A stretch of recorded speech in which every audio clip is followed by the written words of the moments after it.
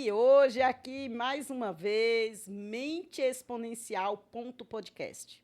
Aqui, nós trazemos pessoas extraordinárias, de mente exponencial. E por isso ele está aqui. Ele é mais que especial. E tem um livro que eu vou compartilhar aqui com vocês, que eu enxergo ele no livro. E que, inclusive, eu vou ler esse livro novamente. A inquietude é a chave. Ele é uma pessoa inquieta por fazer mais e melhor.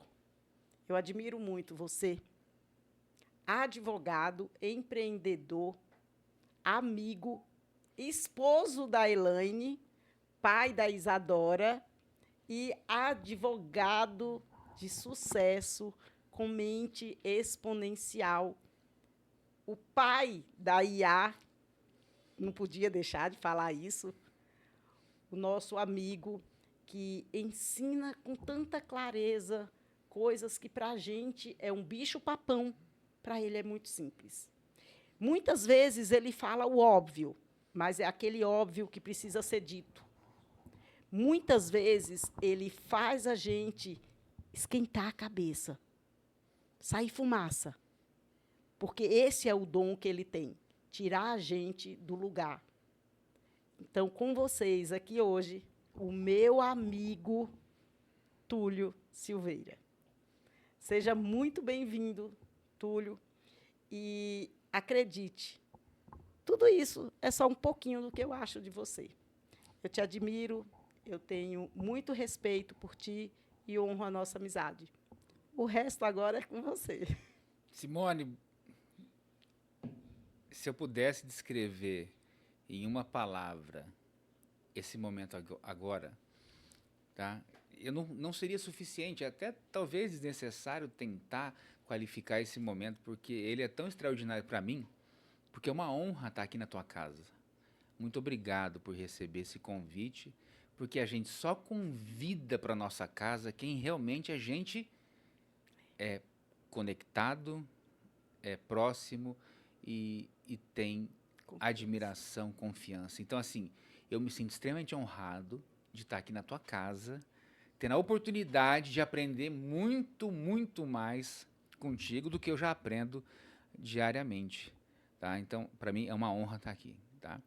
E se eu sou o pai da Isadora, eu sou o marido da Elaine, sou advogado, sou a mente inquieta, eu não me contento. E aí não é uma questão de falta de gratidão, tá? Mas eu acho que a gente, como ser humano, e quer melhorar, e a gente não pode ficar estacionado. Jamais. Estacionado é uma coisa assim. Sabe aquela história? Você está pedalando? Se você parar de pedalar, o que acontece? A bicicleta cai. Você cai da bicicleta. Então, Tomba. eu acredito muito no movimento. É isso mesmo. E olha só, e inquietude, mente inquieta, não é falta de gratidão, não. Sim, Não é. é. É o contrário. Exato. É você saber qual que é o teu propósito, é você saber da tua identidade, que você pode produzir mais. E você é um cara super produtor. E você sabe que eu já tinha ouvido falar desse livro, só que eu nunca o li. Agora é o meu próximo livro. Anotem aí, ó. A inquietude é a chave. Esse livro é fenomenal. Esse livro me fez não sair da zona de conforto. E como eu compartilho com os mentorados, você não tem que querer sair da zona de conforto. Você tem que ampliar ela. Isso eu concordo. E tem uma coisa que, eu não sei se você se recorda, quando a gente fala, a gente já conversou sobre isso, eu peguei muito esse gatilho, essa tua visão para o meu dia a dia. E quando a gente fala em ampliar a zona de conforto, tem uma diferença entre zona de conforto e comodismo. Isso. Né? A zona de Muito. conforto é aquilo que a gente veio para ter. Eu sou evangélico e na palavra de Deus fala que você terá vida e vida em abundância. Né? Então, zona de conforto, vida e vida em abundância. E a zona de conforto, você tem total razão, e ela é muito diferente do comodismo. E acho que essa minha mente inquieta me faz sair do comodismo e querer ampliar minha zona de conforto. Ampliar, porque quando você amplia a zona de conforto, Túlio, e você sabe que eu defendo muito isso, o que acontece? você domina fazer mais coisas literalmente com o pé nas costas. Exato. Quantas pessoas deixam de crescer porque fica ali no comodismo da zoninha de conforto, porque eu já faço assim, eu nasci assim, eu vou ser sempre assim, a síndrome da Gabriela. E tem uma coisa muito interessante em questão de posicionamento, né? Zona de conforto, ampliar a zona de conforto, é o antônimo aí do comodismo, né? E outra coisa é a gente sempre pensar o seguinte: eu não posso dizer não para as oportunidades. Agora, eu vou fazer um disclaimer aqui, tá? Quando eu falo que eu não posso dizer não para as oportunidades, vamos deixar bem claro, tá? Aquelas que não são contra a moral, os bons costumes ou os meus valores. Seus princípios, né? Então, assim, vamos fazer... Meu, é o seguinte, me dê um dia, me dê uma semana que eu consigo encontrar uma alternativa para você. Por óbvio que a gente está colocando aqui nesse nosso bate-papo a ideia de que o sujeito que se acomoda, muitas vezes ele acha que não merece mais. Ele acha que aquilo não é para ele e que, teoricamente, ele não seria capaz de realizar. Então, se eu tenho uma coisa no meu roadmap, do meu mapa mental ou no meu propósito de vida, não diga não para as oportunidades. Porque a partir de uma oportunidade nova, que você tem uma nova situação, um novo desafio, você se põe à prova e você consegue provar para si mesmo que é perfeitamente capaz de avançar e resolver. É exatamente isso. Quantas pessoas colocam a culpa, e isso é muito comum, ou é no frio, ou é no calor, ou é no verão, ou é no inverno, ou é no governador, ou é no presidente, e assim vai. Mas a culpa nunca é dele. Ele não se enxerga como um acomodado, um satisfeito com a mediocridade que ele vive, e é mais fácil colocar a culpa no terceiro. Você sabe que o ser humano, pela sua natureza, ele adora terceirizar a responsabilidade. E muitas vezes eu chego até a pensar o seguinte, aspas, a culpa é minha, eu coloco em quem eu quiser, fecha aspas.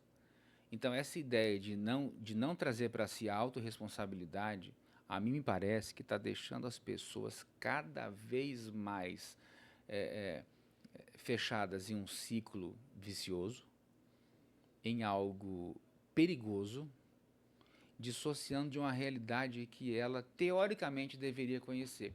Porque a autorresponsabilidade, ela faz com que a gente saia do ponto A e chegue no ponto B. E para você, com essa autorresponsabilidade, como que você enxerga a tua autorresponsabilidade em estar onde você está hoje? Tá. Respondendo a tua pergunta com uma discussão que eu tive esses dias, uma discussão filosófica, tá? Falando sobre... Quando a gente fala discussão, não é brigar com ninguém, é discutir um assunto. Debater. Debater. Conversar, colocar a ideia à mesa, né? A gente estava conversando sobre física quântica. Ah, eu amo. Né? E tanto que chegou no resultado dessa conversa, aí eu até comentei, tem uma série bem interessante que chama Matéria Escura. Quem não assistiu ainda, Nossa, pode eu não assistir. assisti ainda. Tá? Matéria Escura. Ela é muito interessante porque ela fala mais ou menos dessa perspectiva da física quântica e de diversos mundos, né? Então, ali só para contextualizar, o Túlio, em um determinado momento, tomou uma decisão que o levou até do ponto A para o ponto B. Então, falando em termos de autorresponsabilidade. Se o Túlio não tivesse tomado aquela decisão naquele momento, qual seria o resultado, qual seria a consequência daquele ato? E essa série Matéria Escura, ela fala justamente sobre a possibilidade da existência de alguns mundos paralelos onde tem um Túlio, nesse exato momento, fazendo alguma outra coisa. Onde tem uma Simone, que não necessariamente está no podcast, está fazendo alguma outra coisa, né? E são vários planos.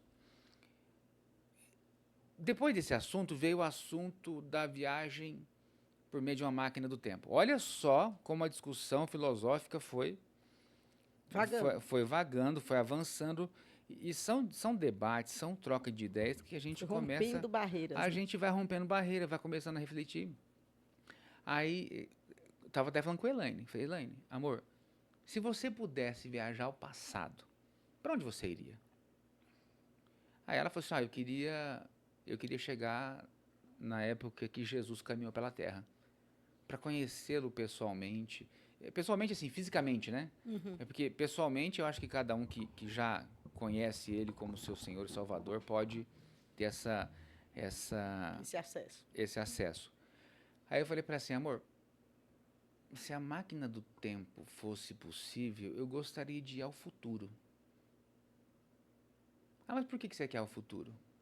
Você está ansioso com alguma coisa? Eu falei, não, mas é por mera curiosidade. Mas talvez se eu viajasse ao passado, em uma determinada época, eu gostaria de... Poder fazer algo diferente. Eu gostaria de entender como a proclamação da República foi feita. Exato, como a proclamação da República foi feita. Pensamento de advogado. Né? Por que chegaram naqueles termos e por que não... E por que não se manteve o Império e resolveu se transformar na República? Bom, o fim da discussão, que aí a gente foi dormir, foi o seguinte. Eu não viajaria ao futuro e não voltaria ao passado. Porque as coisas que eu construí e que me fez chegar até aqui foram as experiências que eu passei. Então, a experiência, só para você ter uma ideia, em 1993, eu fui fazer vestibular. Eu tinha 17 anos. E eu tinha uma pressão danada para escolher uma profissão que eu seguiria o resto da minha vida. Então, nós estamos falando de um tempo atrás. E naquela ocasião, eu já mexia com o computador. Fazia pequenas programações. Mas eu trabalhava no escritório de contabilidade, virava e mexia. Eu mexia ali alguns livros de direito, regulamento de CMS, porque na época, eu não esqueço até hoje, o escritório que eu trabalhava assinava uma revista. Eu não vou falar o nome aqui, porque ele não está te patrocinando. Mas se quiser patrocinar depois, eu até falo o nome. E essa revista, ela chegava semanalmente com os encartes. Então tinha... Acho que eu sei. Pode falar qual é. É a IOB. IOB. Eu trabalhei em um escritório que a gente tinha que ler a IOB e fazer um resumo semanal de cada de cada item encarte que chegava. De cada, Aí ela vinha naquela pasta, ela vinha perfurada, a gente colocava naquela pasta isso mesmo. plástica.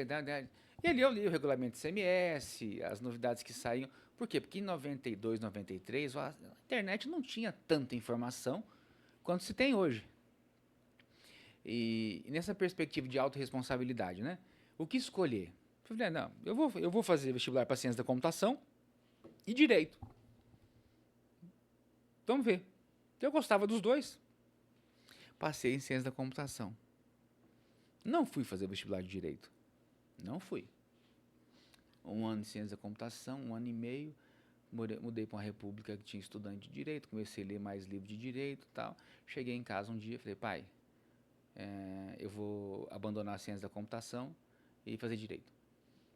Você imagina só qual foi a reação dele naquele momento. Aí nós estamos falando de 94, 95.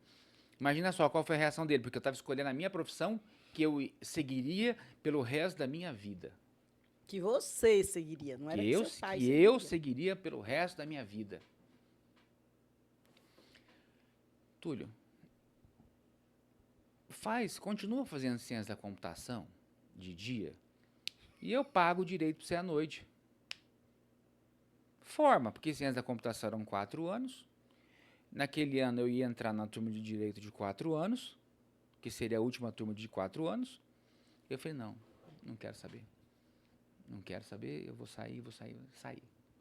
No ano seguinte, passei em Direito e fui cursar Direito, me formei, passei na segunda prova da OAB que eu prestei, fui embora para Brasília para advogar, isso em 2001. Né? Tive as minhas experiências advogando em tribunais superiores, tive a minha experiência me relacionando com outra subseção. Em 2018, eu retomo o contato com a tecnologia. Então, se eu hoje tivesse uma máquina do tempo para voltar lá em 1993 e falar para aquele rapaz que impetuosamente largou ciência da computação para fazer direito, eu falaria para ele assim: meu, faz o que você tem que fazer, porque o que você fizer agora vai te levar ao teu destino, à tua autorresponsabilidade. Ou seja, eu não mudaria. Por quê? O que aconteceu lá me fez quem eu sou hoje. E aí eu falo para Isadora: filha, o que você quer ser quando você for prestar para o vestibular? Ela falou assim: pai, não sei. Eu falei assim: você quer ser médica? Ela falou assim: pai, não sei. Ô pai, eu quero ser advogada. Eu falei: tá bom, tudo bem, vai ser advogada. O meu filho fala assim, E aí muita gente fala assim: não, pô, vai ser médica, que médico não vai dirigir Uber, que não sei o quê, que não sei o que lá. Eu falei: mas também advogado não está dirigindo Uber? Advogado que minimamente domina algumas ferramentas, pelo amor de Deus, não tenho nada contra quem dirige Uber. Que fique bem claro aqui, tá? Não tenho nada contra, admiro, respeito, inclusive aqui em São Paulo, eu sou conduzido por vários motoristas que são excepcionais, são pessoas fantásticas. Então eu quero só fazer esse disclaimer aqui, tá? mas eu ainda as enxergo pessoas... que isso, o cara que está lá dirigindo Uber, ele não é advogado. Ah, sim. Porque, na verdade, nós somos pessoas, né? Exato. O mal da gente é tentar rotular, né? Ah, ele tá lá porque ele é advogado. Não, Naquele momento, ele é Uber. é Uber. Ele pode sair de lá Pode sair de lá. e ir para Barra Funda, ir para a Paulista, e para onde for, para o Jeff, para Barra Funda, lá o TRT, não importa. Exato. Aí ali ele está advogado. Exato. Mas, na maioria das vezes, e já aconteceu comigo, tá, Túlio? De pegar o Uber e eu sempre puxo conversa, imagina se não. Você não aguenta, né? E aí eu pergunto, você trabalha só com Uber ou mais alguma coisa? Sim. Porque é difícil a gente ter um emprego só. Quem é Eu- empreendedor não empreende só de nenhuma coisa, Não. né? São várias. E aí a pessoa às vezes diz assim, não, ó, na verdade eu fiz direito, não me registrei ainda na OAB, não passei ainda no exame e tô aqui. Ou então, ó, eu fiz direito, mas para mim não rodou, eu tô aqui. Tá? Então você quer literalmente rodar, como eles falam, no direito? Eu conheço uma pessoa que tem um caminho para você. Por quê? A pessoa precisa decidir. Ela precisa ter a autorresponsabilidade de fazer aquilo ao qual ela se comprometeu. Exato. Quantas pessoas estudam?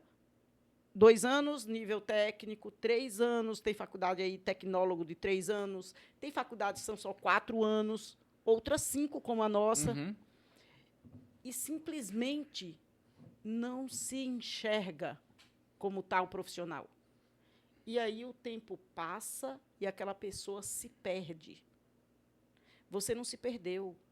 Qualquer uma outra coisa que você tivesse feito, você estava encontrado da mesma forma. E olha hoje como se encontrou. Você hoje é advogado, que ajuda outros advogados, outras pessoas, não só advogados, Exato. a se redescobrir, a se destacar, comprar o tempo com a De volta, né? inteligência, comprar o Comprando tempo de volta com a inteligência artificial. Quantas pessoas não me perguntam, Simone, como você dá conta de tanta coisa no dia? Filho, eu não deixo as horas de ontem para trás, não. Eu faço elas trabalharem para mim. Eu estou aqui gravando esse podcast com o Dr. Túlio com muita honra, mas o meu dia não está parado. Eu não estou aqui parada batendo um papo. As pessoas ainda não entenderam. Volta. Muitas pessoas ainda não entenderam que as mesmas 24 horas minhas são suas e são delas. O que a gente vai fazer com essas horas é que vai fazer diferença. A diferença. Eu transformo as minhas 24 em 36, em 48. Eu já cheguei a transformar as minhas 24 em 72. Aí, Pra você ter uma ideia, ó, eu cheguei aqui, assim, o pessoal ainda fala, Túlio, você ainda faz audiência? Faço. faço. Porque eu não me desapego. Porque eu acho que o profissional do direito, o advogado, tá? Por mais que ele seja um empreendedor nato, um empresário do direito, eu acho que ele não pode perder muito as suas raízes. Tá? Então, assim, no começo da minha carreira, eu adorava fazer audiência presencial. Logo depois que começaram a surtir algumas experiências de telepresenciais, tá? Estou falando bem antes da pandemia, tá, Simone? A gente começou a fazer as telepresenciais, depois com a pandemia acentuou o negócio, né? E agora elas voltaram para presenciais a depender do tribunal. Então hoje eu tenho a possibilidade, por exemplo, de vir tranquilamente fazer uma audiência em São Paulo, uma audiência presencial e o escritório continuar rodando. Funcionando. Funcionando. Funciona atendimento, funciona a produção, funciona análise de prazo e tudo de forma automática. Essas mesmas pessoas que não entenderam sobre a questão das horas, elas ainda não despertaram para essa nova realidade de que a gente tem muita ferramenta para nos apoiar e elas ficam apegadas àquela advocacia como nossos ancestrais faziam, mecanicamente. Né? Então, como é que os nossos ancestrais advogavam? Né? No processo físico, de forma mecânica, de forma manual. Né? Hoje a realidade é outra. Hoje a gente precisa entender. Os nossos ancestrais, eles não pegavam nenhum processo que fosse de outra cidade. Ah, não. Era muito limitado àquela circunscrição. Afeta aquele limite de município e às vezes até a mentalidade não ultrapassava o limite da placa, né? Limite de município. Eu tenho um mentorado, ele hoje já está com 76 anos. Olha. E é uma fera. E ele disse assim, Simone, quando eu iniciei na advocacia, eu só atuava na minha cidade, porque eu não me enxergava atuando na cidade vizinha, porque eu achava que lá era só os advogados de lá que podiam atuar. Olha o limite da mentalidade. E hoje, ele diz assim, hoje eu descobri, e depois dessa mentoria com você, eu descobri que eu posso advogar em outro país. Pensa na felicidade dele. Que, lógico, a gente começou a fazer tráfego pago, mostrei para ele como o digital funcionava, e um cliente de Portugal chamou ele disse, será que não é pegadinha? Ele mandou uma mensagem para mim, o que você acha? Será que isso aqui é verdade? Eu disse, rapaz, é verdade, atende. E ele com medo. Olha só. E aí, hoje, ele fala assim, cara, a minha mentalidade era do tamanho do município que eu morava, e hoje eu descobri que podia ser o tamanho do estado, do país, e hoje eu extrapolei. Extrapola o limite territorial. Essa é a grande sacada. Ele disse, eu extrapolei do nacional para o internacional. Isso é muito bacana. Você vê uma pessoa de 76 anos, que já está... Eu acho que ele está... Ele começou a advogar com 26, 50 anos na advocacia. E você ser responsável pela ruptura dessa pessoa. Isso não tem preço. E aí eu te falo, eu tenho 5 anos de advocacia. Você é quase uma jovem advogada. Eu sou jovem advogada. Já passou. Não completei os 5 Não completou os ainda. 5? Então você é uma jovem advogada. Congela aqui. Só fazer um disclaimer, né? Porque pela norma, jovem advogado é aquele que tem até 5 anos de inscrição, até 5 anos.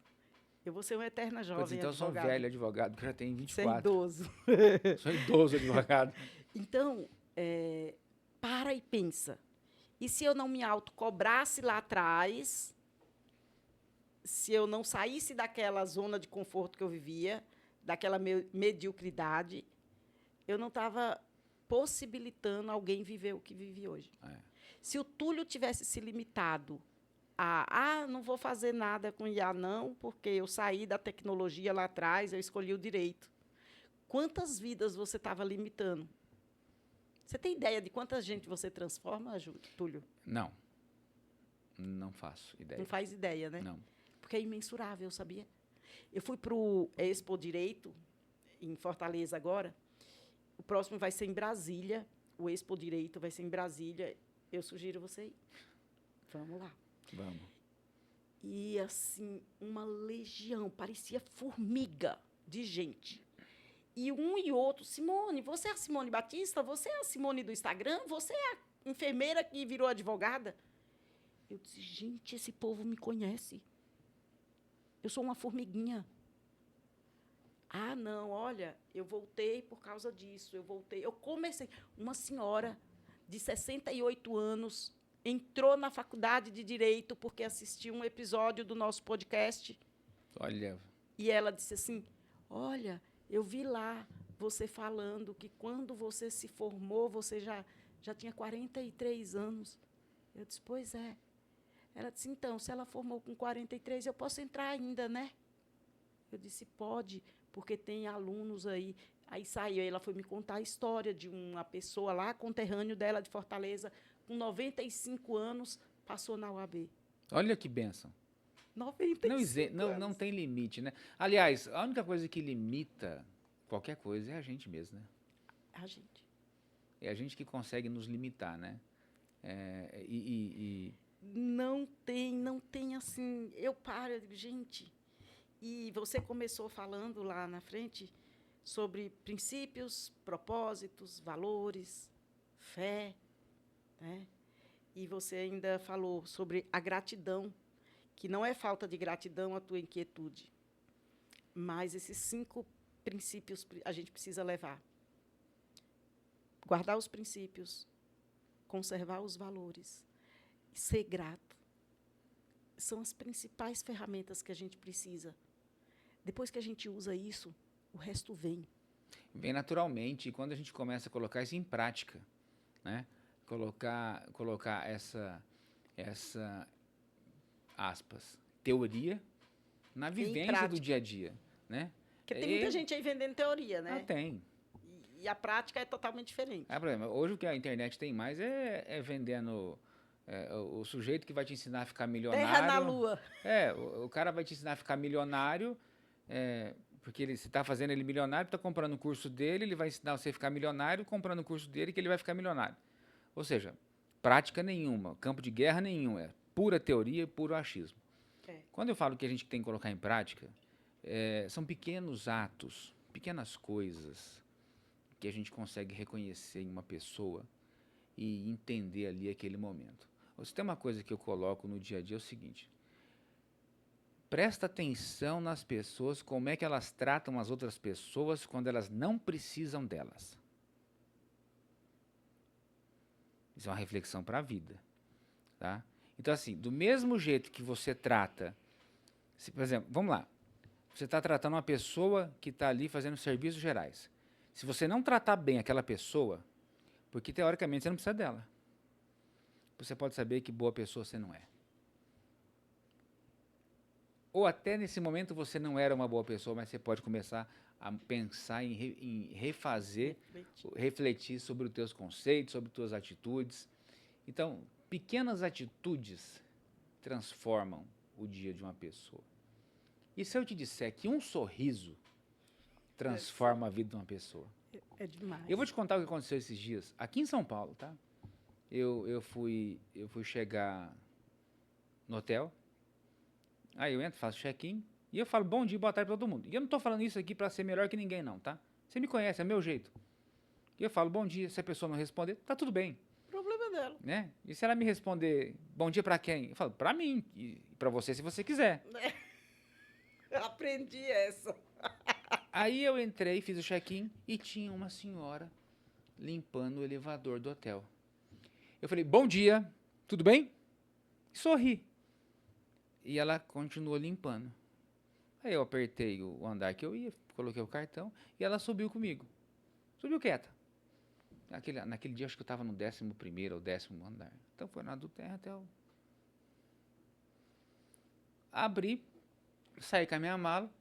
Aí daí um pouco essa senhora, ela sai do elevador e falou assim, senhor, não, ela falou, doutor, porque eu estava de terno e gravata. Doutor, eu falei, pois não? Posso falar uma coisa pro senhor? Eu falei, claro. Eu até tô falando, mas eu tô com muito medo de falar. Eu falei, não, fale. É porque a gente aqui não pode falar com os hóspedes. Eu falei, não, mas fala logo. Quase que eu falei, desembucha. Desenrola, vamos. Ela falou assim, aí ela com a cabeça baixa. Eu falei assim, levanta a cabeça. Olha só, Simone. Olha a situação. Eu falei, levanta a cabeça. O que foi? Você tá passando bem? Aí eu falei assim, vai passar mal aqui, né? Do show. Ela falou assim, eu sempre me achei uma pessoa invisível. E o seu bom dia e sorriso de hoje salvou meu dia. Simone, eu juro, assim, eu só não chorei na hora ali, porque eu fiquei meio... Eu fiquei sem reação. Eu falei assim... Eu não sei eu não sabia se eu falava obrigado, se eu falava de nada. Eu fiquei sem reação. E aí eu falei assim... que ótimo. Tudo de bom para a senhora. Eu podia ter falado que você merece mais, que você ergue a cabeça, que você faz isso, mas naquela hora Foge, eu né? não estava preparado para aquele tipo Para aquele momento. para aquele momento. E aí depois eu fui pro quarto. Simone, de vez em quando a gente entra num estado de reflexão que você fala, meu Deus, um sorriso muda o dia de uma pessoa. Um bom dia que seja real, que seja sincero. Não é aquele bom dia interessado ou bom dia interesseiro. Seja, Aí aquele dia eu fiquei assim, gente. Seja interessante sem ser interesseiro. Seja interessante sem ser interesseiro. Seja interessante sem ser interesseiro. Tinha uma banca de revista, aqui em São Paulo, eu morava ali na região do Hospital Saboia, na época. E ainda tem a banca de revista lá, tá? E há 27 anos atrás, eu pegava ônibus em um ponto de ônibus ali, atrás da banca de revista. Então, se há 27 anos atrás, aquela banca já estava ali, já tem quase 50 anos essa banca lá. Vixe. Um senhorzinho passou. Oi, seu fulano, falou o nome do jornaleiro. Bom dia, seu fulano. E o velhinho lá, de cara fechada, nem respondeu. Bom dia, seu fulano. Até que um dia tinha uma terceira pessoa no ponto e disse assim, eu não sei por que você dá bom dia a ele todo dia. Ele não responde. Aí falou assim, né? Esse homem está aí há quase 20 anos e ele não responde o nosso bom dia. Você perde tempo. Aí ele olhou o velhinho, né, muito simpático, olhou e disse assim, eu não perco tempo, não. Quem perde é ele, a oportunidade de ter o dia que eu estou desejando para ele. E, às vezes, é um bom dia que vai mudar. E a gente tem que escolher o dia que a gente vai ter. Não é o outro que decide. O outro, ele pode desejar o dia que ele quer que a gente tenha. Mas quem decide o dia que você vai ter é você. É você. Simone, esse dia eu falava com a Elaine, assim, a gente conversa muito, sabe? A gente trabalha junto, a gente conversa junto, assim, é um casal 20. Assim, eu sou muito grato a Deus pela esposa que Ele me deu, sabe? Ela é companheira, é minha namorada, é minha esposa, é minha CFO, é administradora, então ela é tudo para mim hoje, tá? Então, eu sou muito grato a Deus por tê-la na minha vida. E eu falava para ela assim, amor, se alguém tiver algum problema comigo, que essa pessoa venha, pegue o problema e leve embora, porque o problema é dela e não é meu. Sabe? Então, assim, eu tô muito tranquilo em relação à minha vida hoje. Esse ano eu faço 49. Então, eu acho que a maturidade do tempo... Eu cheguei primeiro do que ele, tá, gente? Entendeu? Eu acho que a maturidade do tempo nos faz uma pessoa melhor quando a gente busca. E quando eu digo nos faz uma pessoa melhor, não é melhor que o outro, não, tá? Não, não. Que fica um disclaimer bem dado aqui. Ela faz com que a gente seja uma pessoa melhor que nós mesmos. Não é melhor que outra. Assim, olha, Dia após dia. Eu falo o seguinte, olha, que amanhã eu seja melhor do que eu estou sendo hoje e do que eu fui ontem. Para não estacionar, para sempre procurar melhorar. Sou perfeito? Não, longe disso. Eu tenho um monte de defeito. Tá? Não vou falar aqui para o pessoal não se afastar do podcast, né? Você vai lá e curte, né? Se inscreve. Não né? conta. É igual aquela. Ai, fulano tá falando mal de mim, mas rapaz, pede pra ele vir que eu conto, eu sei mais coisa de mim do que ele. Exato. Estão falando mal de você. Acho que não contaram tudo. Manda vir aqui porque eu vou. Eu sei de mais Ainda coisa. tá faltando algumas coisas para eu poder relatar. Então, assim, e tudo isso a gente fala, a gente está falando, está conversando, em razão do quê? Do que a gente começou a falar lá atrás, dessa autorresponsabilidade. Autorresponsabilidade. E de não falar, e de nunca falar não para as oportunidades, exceto aquelas que eu já fiz o disclaimer aqui, né? Eu adoro essa palavra disclaimer, né? E esses dias perguntaram, Você fala bonito demais, o que é disclaimer? Eu falei, é um acordo. Você fala bonito É um aviso, demais. é um acordo, sabe? E o que eu gostaria muito hoje é de ser uma pessoa melhor amanhã. Tentar eliminar ao máximo os defeitos. Que defeitos, Simone? Todo mundo tem. Todo mundo tem. Uns têm chulé, outros têm bafo, outros são chatos. Você falou de bafo. Entendeu? Então, assim, defeito todo mundo tem. Você falou bafo aí, e eu fui numa palestra segunda-feira do Pablo. Foi show, cara. O Pablo não tem bafo, não, né? Como que a gente vai saber se a gente não sabe nem do nosso? Ele falou isso. Ele disse, olha, Deus é perfeito. Olha só, o nariz da gente, ele sente um aroma a quilômetros de distância. A nossa boca está embaixo do nariz. E ele não sente. E a gente não sente se tem bafo ou não. Precisa de alguém vir e falar. Exatamente. Tem razão.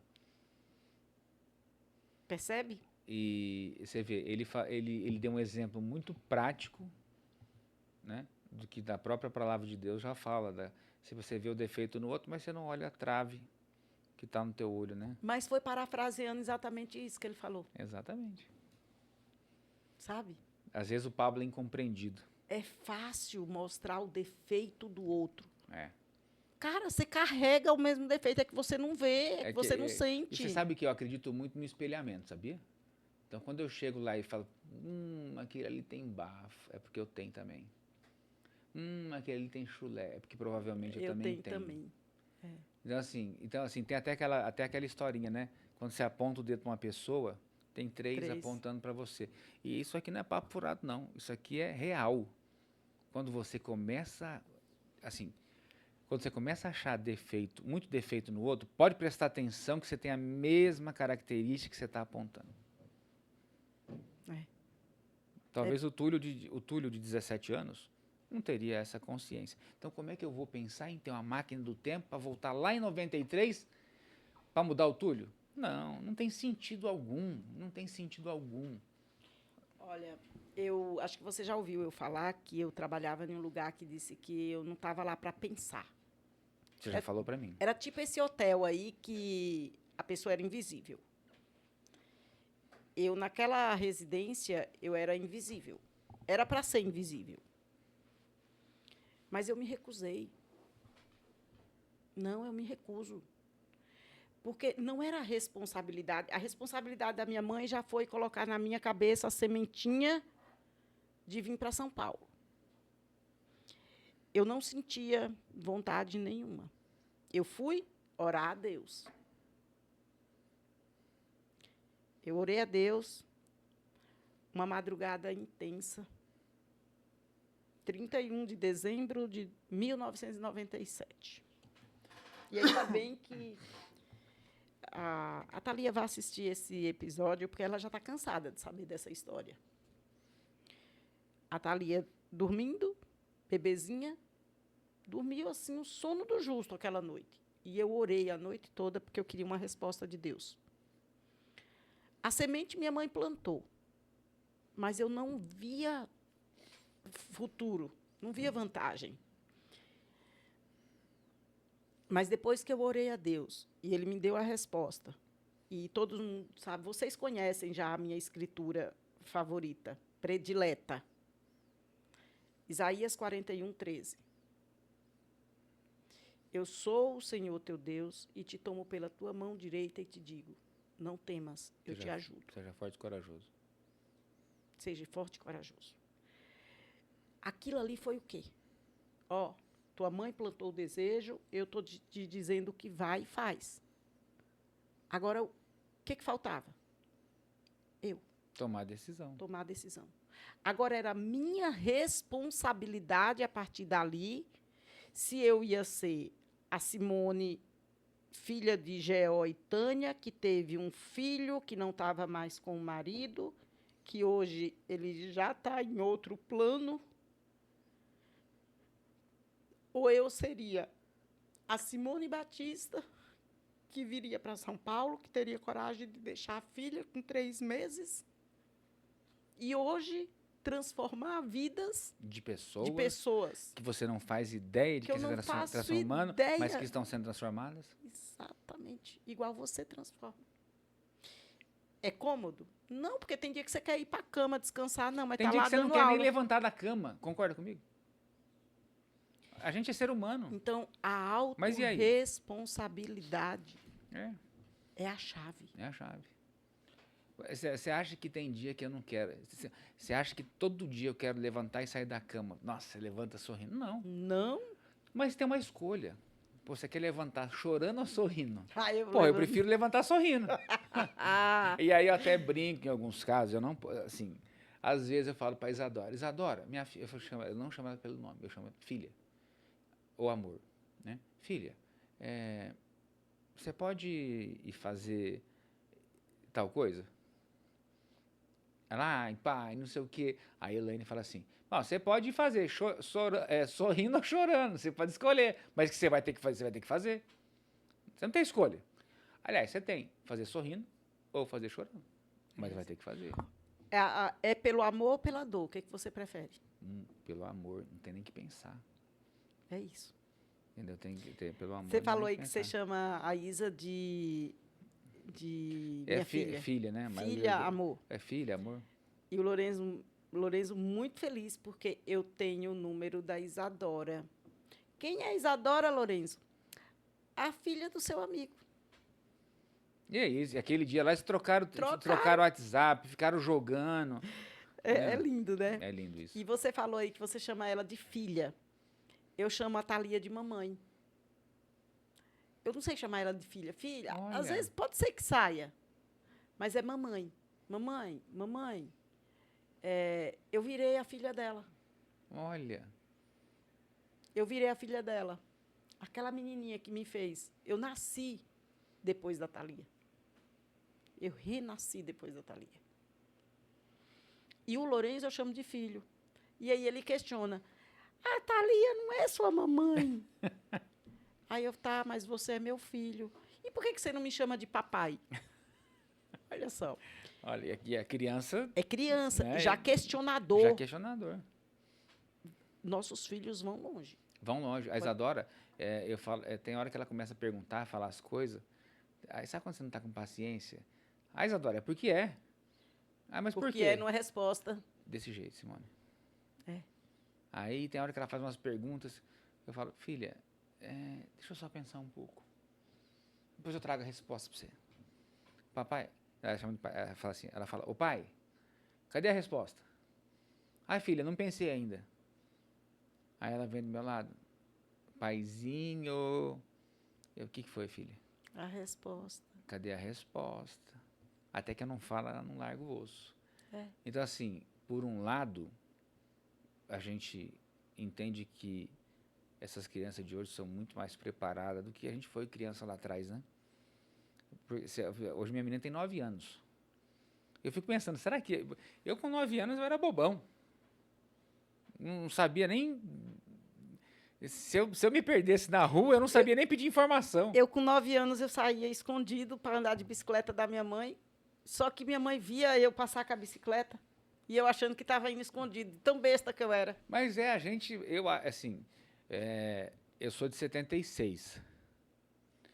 Então, vamos lá. 7,6, 8,6, vamos com 85 ali com 9 anos, né? Você acha que nessa época a gente tinha acesso a alguma informação do jeito que essas crianças têm hoje? As crianças nasceram já na era digital, na era da informação, da avalanche de informação, na era... Esses dias eu mostrei um CD para a Isadora. Feliz, isso aqui é um CD. O que é um CD, pai? Imagina se mostrar um disquete. Filha, deixa eu explicar. Aqui é onde ficam salvas as músicas, os textos, os arquivos, para a gente acessar em um aparelho, um toca-CD.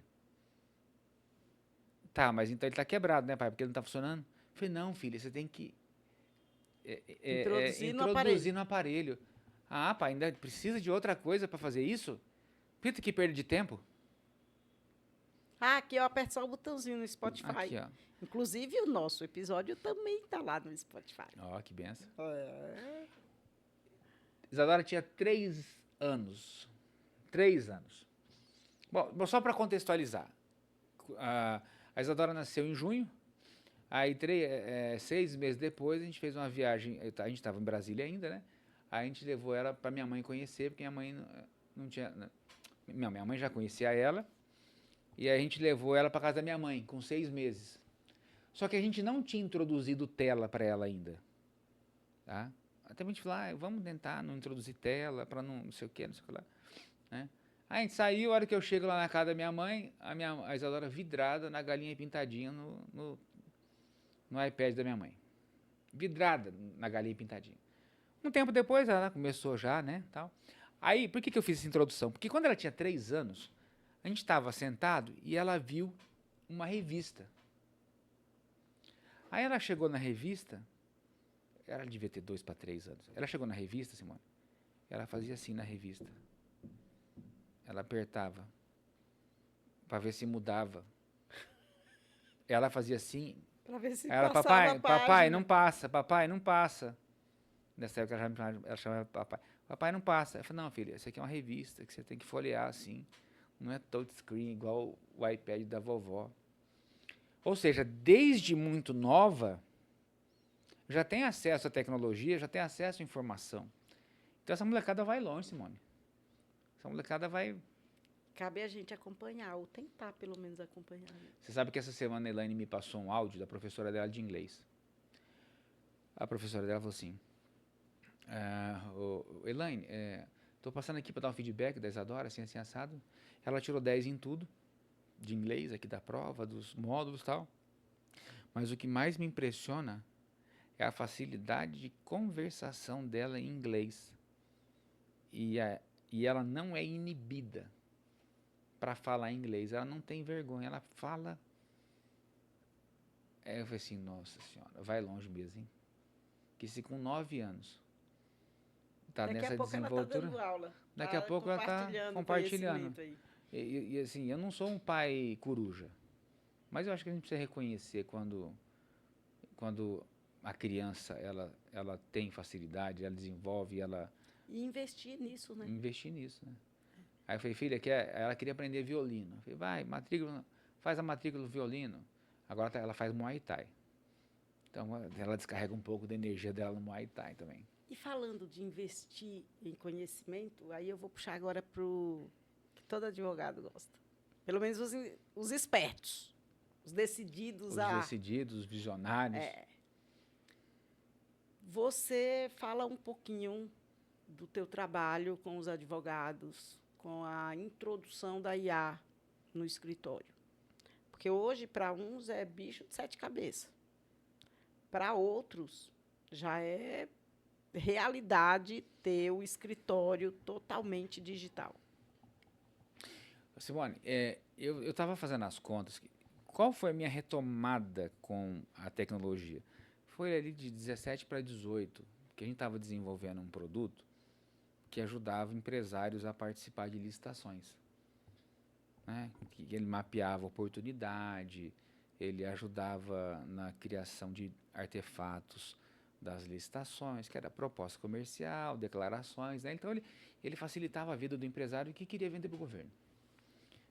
Então foi ali em 17 para 18 que eu tive essa retomada. Eu nunca acabei... Perdão. Acabou que eu nunca deixei a tecnologia de lado. Porque no escritório eu é que tomava conta de tudo que... Falava, não, tem que implantar, vamos implantar. Ah, tem novidade. E aí, o que eu fiz? Não, eu não vou ajudar só empresário, eu vou ajudar advogado também. E depois, então, que houve uma democratização do acesso à inteligência artificial, logo ali em novembro de 22, ali, lembra? Quando teve essa democratização, que a OpenAI liberou o ChatGPT para todo mundo. Eu, em 18 para 19, estava estudando a documentação do GPT-1. Eu comecei em janeiro... Acho que janeiro de 20... De 23. Eu comecei em outubro de 22.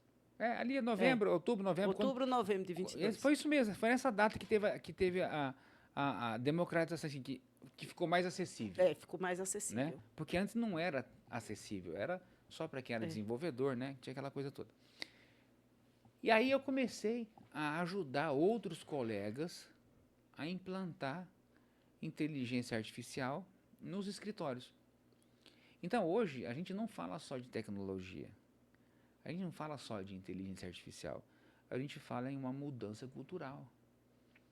E aí, hoje, eu tenho lá, pelo nosso levantamento, já se vão 1.100 advogados que foram impactados com a implementação de IA. Tá? E aí, paralelo a isso, a gente criou a nossa de criação de petições, recursos, né, contestações, peças jurídicas. Mas o foco não é só a ferramenta, porque IA é ferramenta, é apoio. O que eu notei nesses mais de 1.000 colegas que eu tenho ajudado? É que tem mais uma barreira cultural do que uma barreira tecnológica. E você sabe qual é a grande barreira cultural deles? O medo de ser substituído. Pode parecer incrível, mas é o medo de ser substituído.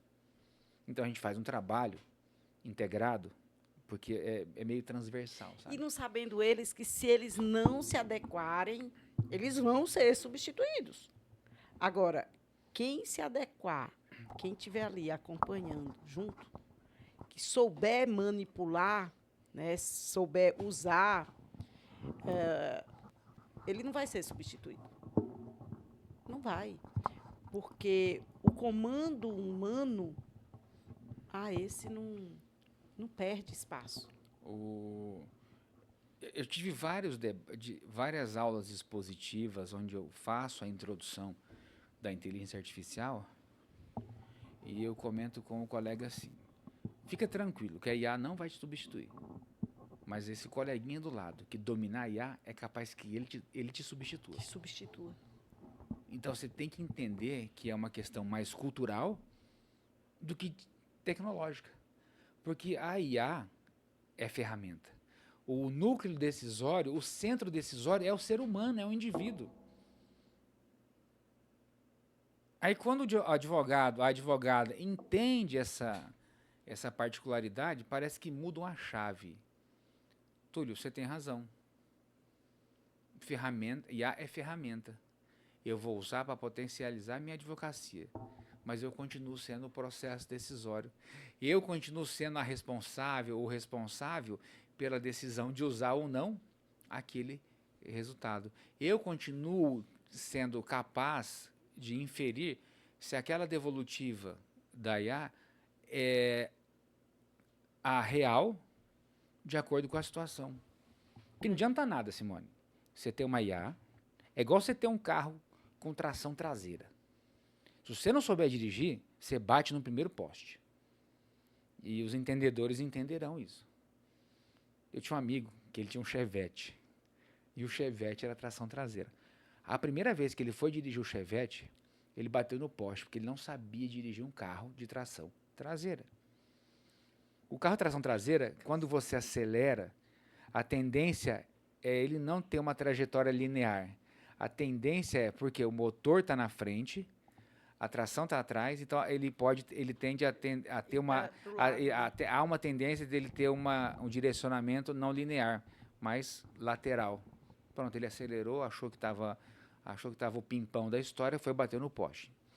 Então, IA é ferramenta, é apoio, o advogado, a advogada continua sendo o processo decisório. E o advogado e a advogada são conhecedores do direito material, do direito processual.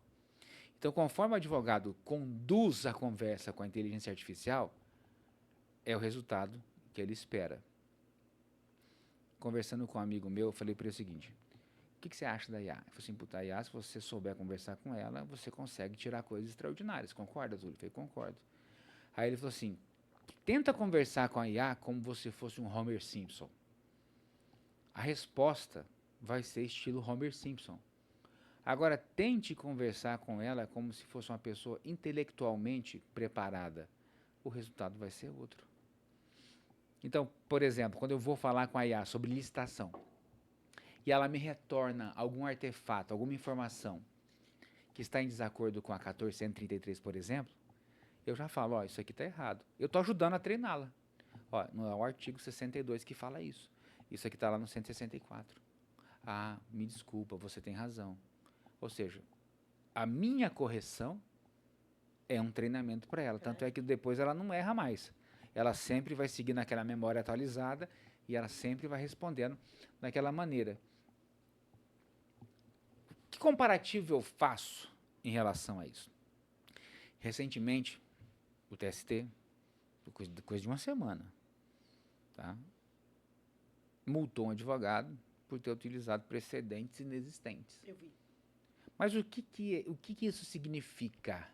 Significa que esse profissional simplesmente delargou para a IA aquilo que é de sua responsabilidade.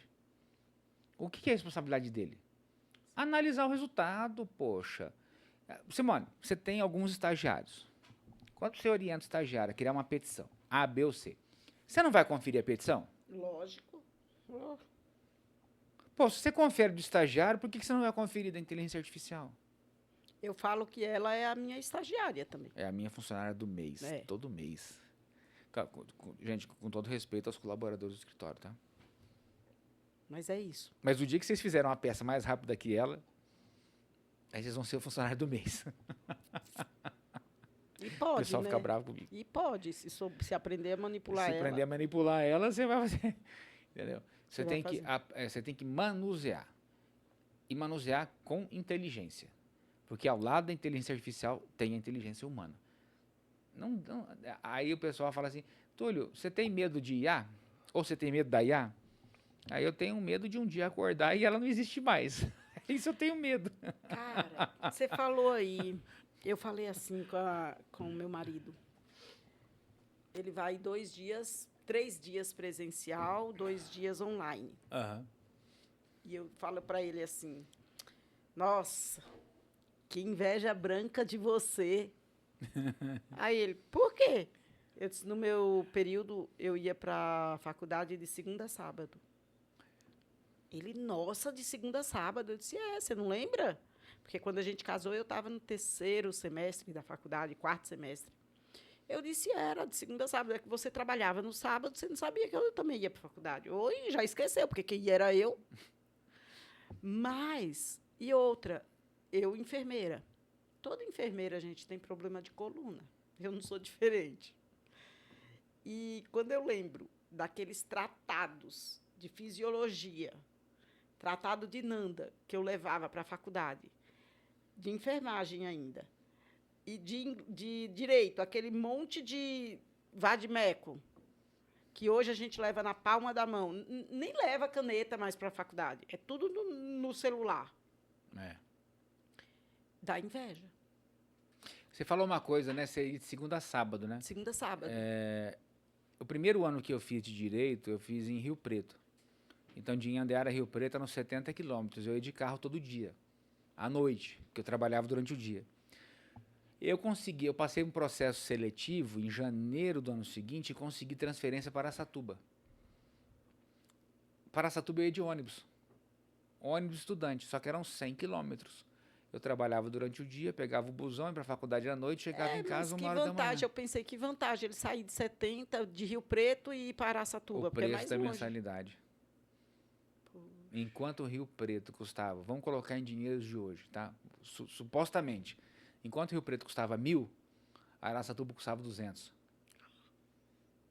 Essa foi a vantagem. Fora que, para Rio Preto, naquela época, não tinha ônibus de estudante, e para Araçatuba tinha um ônibus de estudante, o que barateava mais ainda o custo operacional para poder estudar. Então, assim, 1 ano para Rio Preto e 4 anos para Araçatuba, de segunda a sexta, até o 4º ano, e no 5º ano, porque lá não era semestral, lá era anual. Anual. E no 5º ano, a gente tinha uma matéria que era de sábado, a cada 15 dias. Então também ia aos sábados a cada 15 dias. Desde o 6º semestre, ou seja, do terceiro ano, eu fiz de segunda a sábado, porque no sábado era o curso para tirar a carteira da ordem de estagiário. E naquele tempo aí, há 10 anos, 15 anos atrás, valia ouro isso. Sim. Hoje fui surpreendida, porque o meu esposo acabou de tirar a carteira da ordem de estagiário.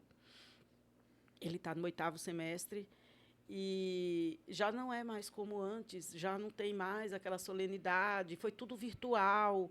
Para ele tirar, a nossa sociedade teve que fazer um cadastro. Não é mais como...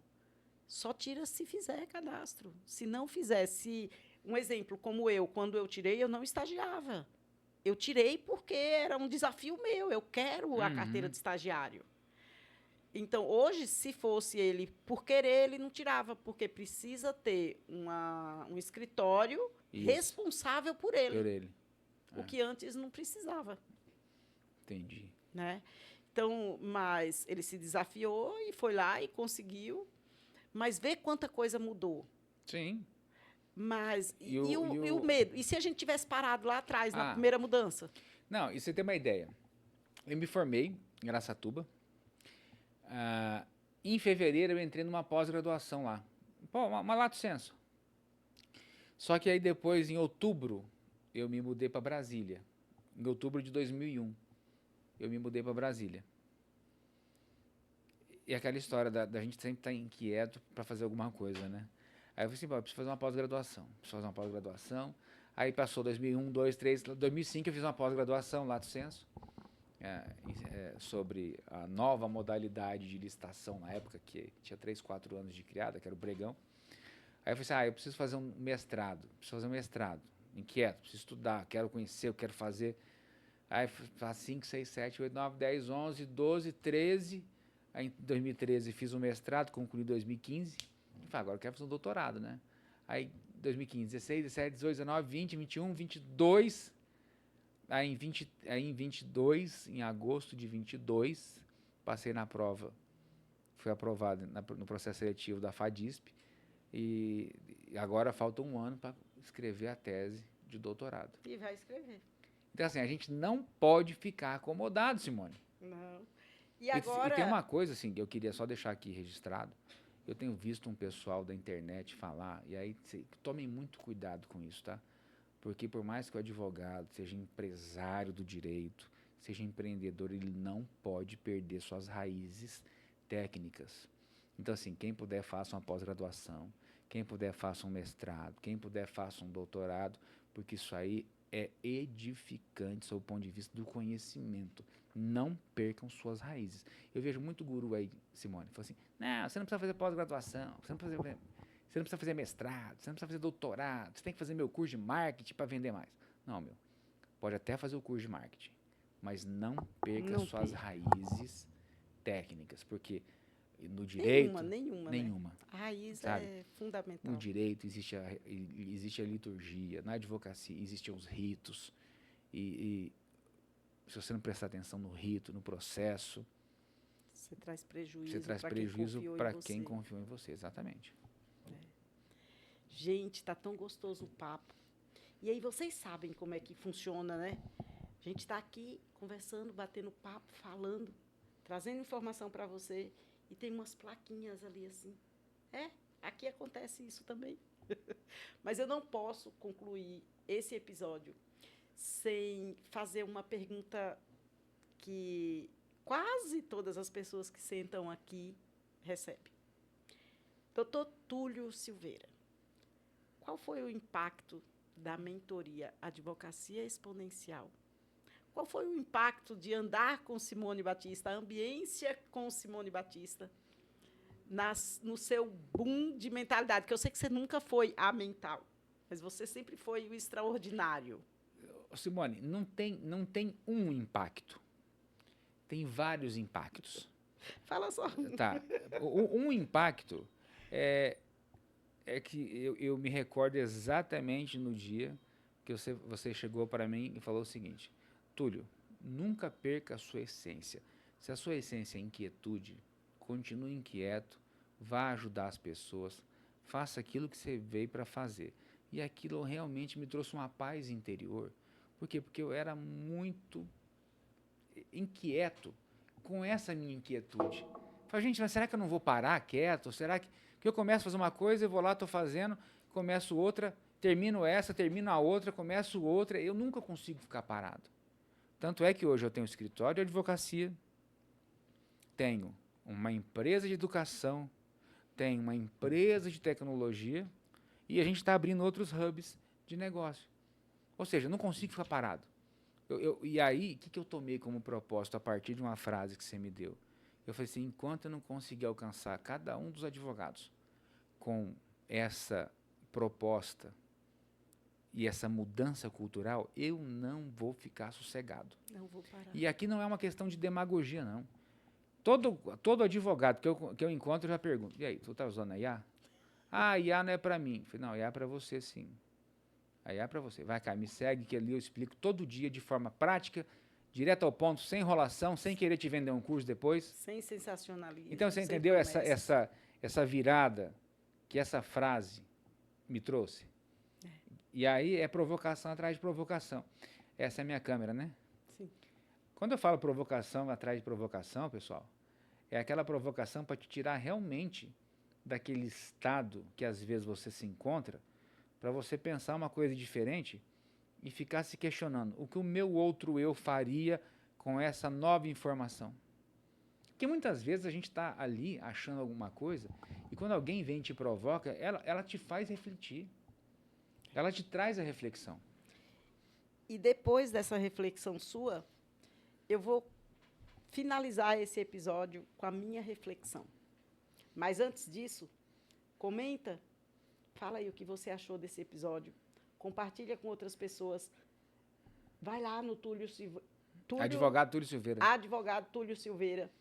Conta para ele que viu esse episódio aqui. E a minha reflexão, Túlio, é: você só vai descobrir o que é capaz quando parar de contar desculpas e começar a contar as conquistas. Exato. Depois disso, ninguém te segura. Ninguém segura. Agora, gente, quem conhece a Simone do jeito que eu conheço, às vezes acha que ela está brincando ou às vezes acha que ela está falando verdade. Acabou mesmo? Acabou mesmo. Então, antes de acabar, eu queria só falar uma coisa. Então fala. O tempo passou de uma tal maneira que às vezes, Simone, eu não vi o tempo passar, tá? Eu também não, se os meninos não acenassem. Se a turma não tivesse falando... Se o Daniel, Gabriel, Samuel, qual é? Gabriel. E aí, é o seguinte, Simone, eu queria só registrar uma coisa aqui, para que tu carregasse pro resto da tua vida. Com algumas pessoas a gente perde tempo, com outras a gente perde a noção do tempo. Você é uma das pessoas que eu perco a noção do tempo quando estou contigo, conversando, e eu só estou ali extraindo o máximo de informação, aprendendo aprendizado atrás de aprendizado. Então, assim, é o seguinte, muito obrigado. Eu que te agradeço, meu amigo. Tá? Muito obrigado, viu? Deus abençoe. Amém. Agora acabou de verdade.